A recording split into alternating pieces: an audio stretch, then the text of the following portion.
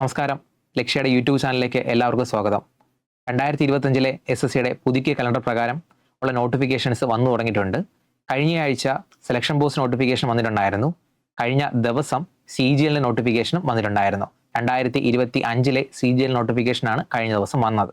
നമുക്ക് ഇന്നേ ദിവസം ആ നോട്ടിഫിക്കേഷനെ പറ്റിയാണ് വീഡിയോ. നമുക്ക് നോട്ടിഫിക്കേഷനിലേക്ക് പോവാം. നോട്ടിഫിക്കേഷനിൽ തുടക്കത്തിൽ തന്നെ ഡേറ്റും കാര്യങ്ങളൊക്കെയാണ് കൊടുത്തേക്കുന്നത്. ഇതിൽ ആദ്യം ഓൺലൈൻ ആപ്ലിക്കേഷൻ തുടങ്ങുന്നത് ജൂൺ 9 തീയതിയാണ്. ഓക്കെ, ജൂൺ 9 തൊട്ട് ജൂലൈ 4 വരെയും അപ്ലൈ ചെയ്യാനുള്ള സാവകാശമുണ്ട്. ഫീസ് അടയ്ക്കാനായിട്ട് ഒരു ദിവസം കൂടെ ഉണ്ട്. അതായത് ജൂലൈ 5 വരെ നമുക്ക് എന്ത് ചെയ്യാനായിട്ട് പറ്റും, ഓൺലൈനായിട്ട് ഇതിൻ്റെ പേയ്മെൻറ്റ് നടത്താനായിട്ട് സാധിക്കും.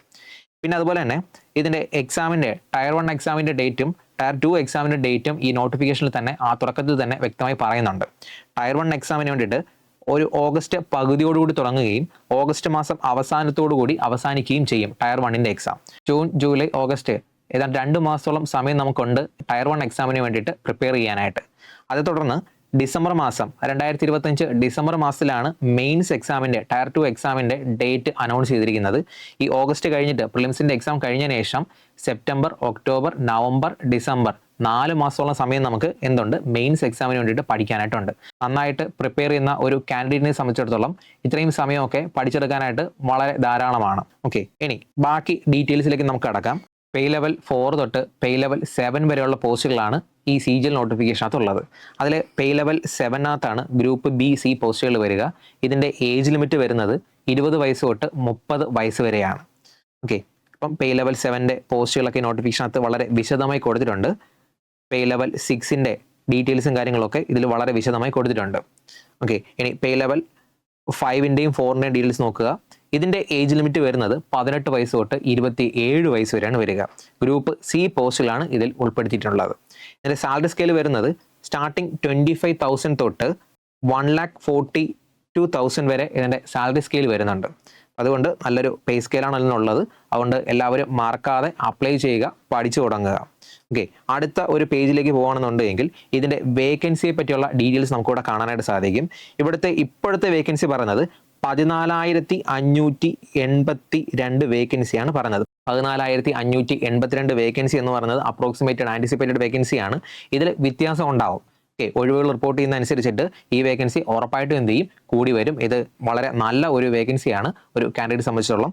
ഓക്കെ, പിന്നെ അടുത്ത പേജിലേക്ക് പോകുകയാണെന്നുണ്ടെങ്കിൽ നമുക്ക് ഏജ് ലിമിറ്റിൻ്റെ കാര്യങ്ങളും മറ്റുമാണ് ഈ 6ാമത്തെ പേജിൽ കിടക്കുന്നത്.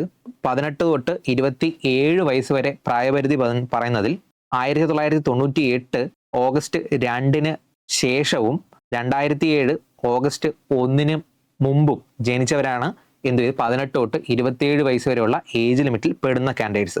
ഇനി 20 തൊട്ട് 30 വയസ്സ് വരെ ഏജ് ലിമിറ്റ് വരുന്നതിനകത്ത് 1995 ഓഗസ്റ്റ് 2 തൊട്ട്, നേരത്തെ പറഞ്ഞ അതേ മാസം തന്നെയാണ്, അതേ ഡേറ്റും തന്നെയാണ് 1995 ഓഗസ്റ്റ് 2 തൊട്ട്. അതുപോലെ തന്നെ 2005 ഓഗസ്റ്റ് 1 ഈ 2 ഡേറ്റുകൾക്ക് ഇടയിൽ ജനിച്ച ആൾക്കാർക്കാണ് എന്ത് ചെയ്യുന്നത്, ഈ 20 തൊട്ട് 30 വയസ്സ് വരെയുള്ള ഏജ് ലിമിറ്റ് വരുന്ന പോസ്റ്റുകൾ അപ്ലൈ ചെയ്യാനായിട്ട് സാധിക്കുക. അത് കഴിഞ്ഞിട്ടും 18 തൊട്ട് 30 വരെ അഗെയിൻ മറ്റേ ഡേറ്റ് തന്നെയാണ് പറയുക. 18 തൊട്ട് 32 വരെയുള്ള ഒരു പോസ്റ്റാണുള്ളത്. ആ ഒരു പോസ്റ്റിലേക്ക് 1993 ഓഗസ്റ്റ് 2 തൊട്ട് 2007 ഓഗസ്റ്റ് 1 ഇടയ്ക്കുള്ള ഡേറ്റ് ഓഫ് ബർത്ത് ഉള്ള കാൻഡിഡേറ്റ്സിന് എന്ത് ചെയ്യാനായിട്ട് സാധിക്കും, അപ്ലൈ ചെയ്യാനായിട്ട് സാധിക്കും. ഓക്കെ, പിന്നെ അതുപോലെ തന്നെ SC/ST കാൻഡിഡേറ്റിന് 5 കൊല്ലം ഏജ് റിലാക്സേഷൻ ഉണ്ട്. അതുപോലെ തന്നെ OBC കാൻഡിഡേറ്റിന് 3 കൊല്ലവും PWD കാൻഡിഡേറ്റിന് 10 കൊല്ലവും ഏജ് റിലാക്സേഷൻ അനുവദിക്കുന്നുണ്ട്.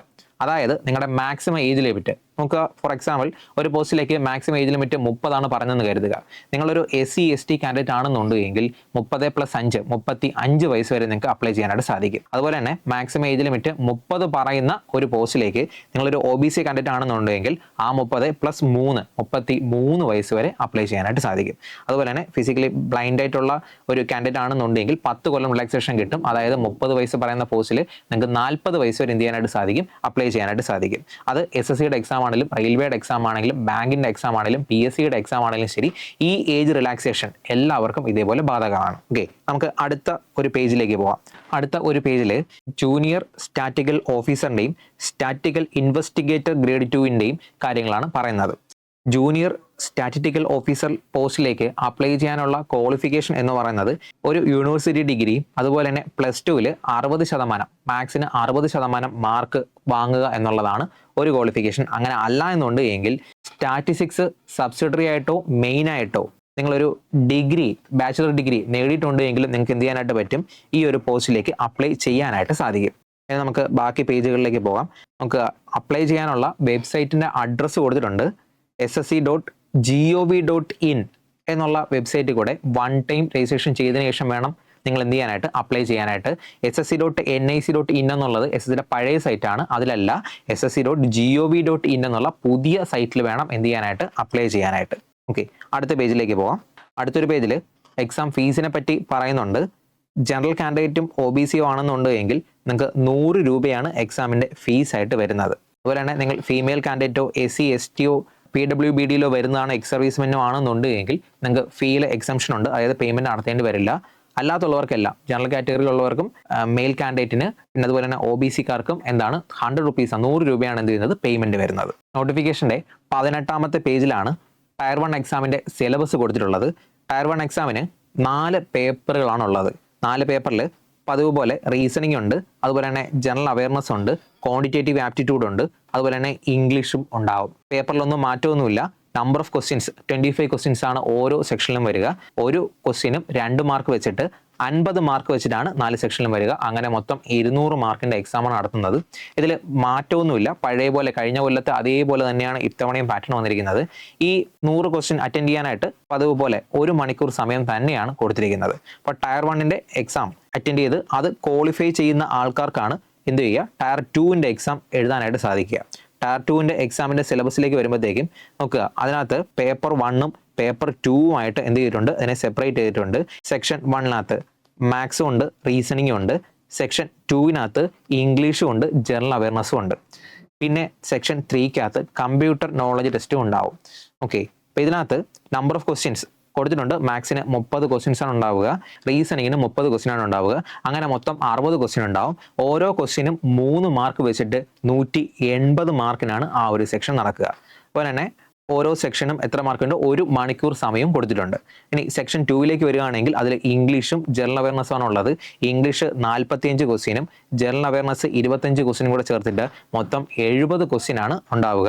ഈ 70 ക്വസ്റ്റ്യനിൽ ഓരോ ക്വസ്റ്റ്യനും നേരത്തെ സെക്ഷൻ പോലെ തന്നെയാണ് 3 മാർക്ക് വെച്ചിട്ട് 210 മാർക്കാണ് ഈ ഒരു സെക്ഷനിൽ ഉണ്ടാവുക. അങ്ങനെ അതിനും എന്തുണ്ട്, 1 മണിക്കൂർ സമയം ഉണ്ടാവും. അതായത് ആദ്യത്തെ സെക്ഷന് 1 മണിക്കൂർ സമയമുണ്ട്, രണ്ടാമത്തെ സെക്ഷനും 1 മണിക്കൂർ സമയമുണ്ട്, മൂന്നാമത്തെ സെക്ഷനിലെ 20 ക്വസ്റ്റ്യനാണ് ഉണ്ടാവുക. ഓരോ ക്വസ്റ്റ്യനും 3 മാർക്ക് വെച്ചിട്ടാവും. അങ്ങനെ 60 മാർക്കുണ്ട്. അതിന് 15 മിനിറ്റ് സമയമാണ് കൊടുത്തേക്കുന്നത്. ഇനി സെക്ഷൻ 4ൽ വരുമ്പോഴത്തേക്കും ഡേറ്റ എൻട്രി ടാസ്ക് ആണുള്ളത്, ടൈപ്പിംഗ് ടെസ്റ്റ് ആണുള്ളത്. ഇനി പേപ്പർ 2ലേക്ക് വരുമ്പോഴത്തേക്കും, അതായത് ഈ സ്റ്റാറ്റിസ്റ്റിക്കൽ ഓഫീസറോ ജൂനിയർ സ്റ്റാറ്റിസ്റ്റിക്കൽ അസിസ്റ്റന്റോ ഒക്കെ അപ്ലൈ ചെയ്തിട്ടുള്ള ആൾക്കാർക്ക് ഒരു 100 ക്വസ്റ്റ്യൻസ് സ്റ്റാറ്റിസ്റ്റിക്സ് ബേസ് ചെയ്തിട്ടുണ്ടാവും. ഓരോ ക്വസ്റ്റ്യനും 2 മാർക്ക് വെച്ചിട്ട് 200 മാർക്കിനായിരിക്കും ആ ഒരു സെക്ഷൻ കണ്ടക്ട് ചെയ്യുക. 2 മണിക്കൂറാണ് അതിന്റെ സമയം ഉണ്ടാവുക. നിങ്ങളത് അപ്ലൈ ചെയ്തിട്ടില്ല എങ്കിൽ ഈ ഒരു പേപ്പർ നിങ്ങൾ എഴുതേണ്ടതായിട്ട് വരില്ല. സിലബസും മറ്റ് കാര്യങ്ങളൊക്കെ വളരെ വിശദമായി തന്നെ നോട്ടിഫിക്കേഷനകത്ത് പറയുന്നുണ്ട്. റീസണിങ്ങിന്റെ സിലബസും ജനറൽ അവയർനെസിന്റെയും ക്വാണ്ടിറ്റേറ്റീവ് ആപ്റ്റിറ്റ്യൂഡിന്റെയും ഇംഗ്ലീഷിന്റെയും ഒക്കെ സിലബസ് വളരെ വിശദമായി തന്നെ, ഓക്കെ, എല്ലാം number system, arithmetical operations, algebra, geometry എല്ലാം പഴയത് തന്നെയാണ്, മാറ്റമൊന്നുമില്ല. സിലബസിലൊന്നും മാറ്റമൊന്നുമില്ല, മാർക്ക് ഡിസ്ട്രിബ്യൂഷനിലും വ്യത്യാസമൊന്നുമില്ല. ഓക്കെ, വളരെ വിശദമായി തന്നെ സിലബസിനെ പറ്റി നോട്ടിഫിക്കേഷനകത്ത് കൊടുത്തിട്ടുണ്ട്. ഈ നോട്ടിഫിക്കേഷന്റെ PDF നിങ്ങൾക്ക് ssc.gov.in എന്ന വെബ്സൈറ്റിൽ നിന്നിട്ടും അതുപോലെ തന്നെ ലക്ഷ്യയുടെ ഒഫീഷ്യൽ ടെലഗ്രാം ചാനലിൽ നിന്ന് നിങ്ങൾക്ക് എന്ത് ചെയ്യാനായിട്ട് പറ്റും, ഡൗൺലോഡ് ചെയ്തെടുക്കാനായിട്ട് സാധിക്കും.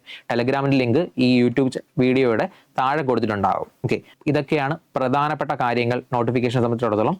അടുത്ത മാസം 4-ാം തീയതി വരെയാണ് ലാസ്റ്റ് ഡേറ്റ് ഉള്ളത്. അതുവരെ കാത്തിരിക്കരുത്, ഉടൻ തന്നെ അപ്ലൈ ചെയ്യുക. എല്ലാവരും നന്നായിട്ട് പ്രിപ്പയർ ചെയ്യുക. All the best.